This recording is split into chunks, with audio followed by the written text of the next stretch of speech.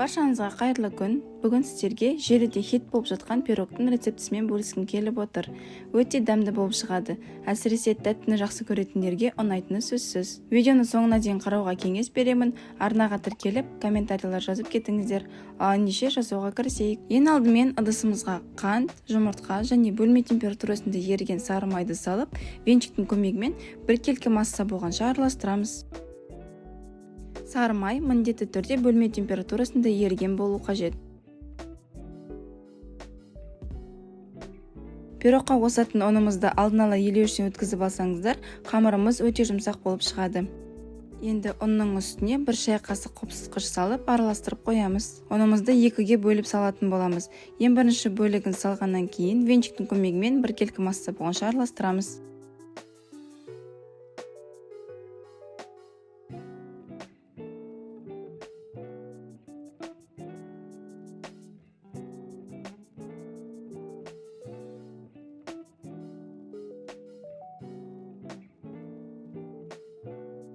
Ұнның қалған бөлігін ыдысқа салып, қолдың көмегімен жұмсақ қамыр илей бастаймыз.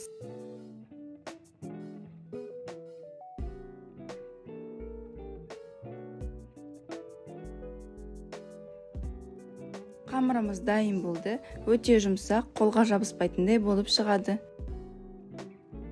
Қамырмен бірден жұмыс жасай беруге болады. Енді мен осындай формада пісіретін боламын. Форманың диаметрі 24 см. Форманың астына пергамент қағазын төседім.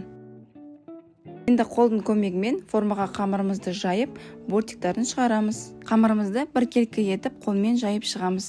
Бір жағы қалың, бір жағы жұқа болып қалмау керек. Және бортиктер әдемі болу үшін осылай қолдың көмегімен басып шықсаңыздар болады.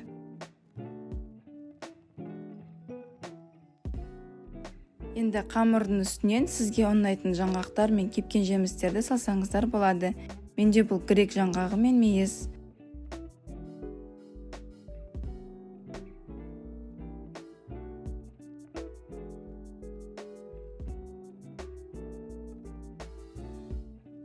Жаңғақтарды салып болған соң үстіне сгущенканы құямыз.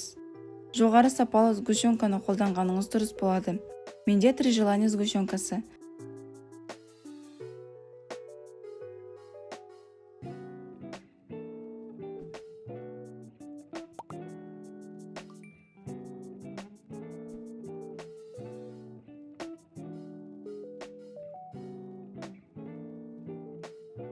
Қасықтың немесе лопатканың көмегімен біркелкі жайып шығамыз.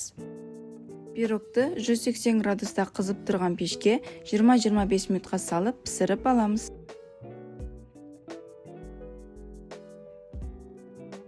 Біздің хит болған шығыс пирогымыз дайын болды. Жасалуы өте оңай, көп құрамды қажет етпейді және өте дәмді болып шығады. Көбісі осы пирогты тапсырысқа жасайды.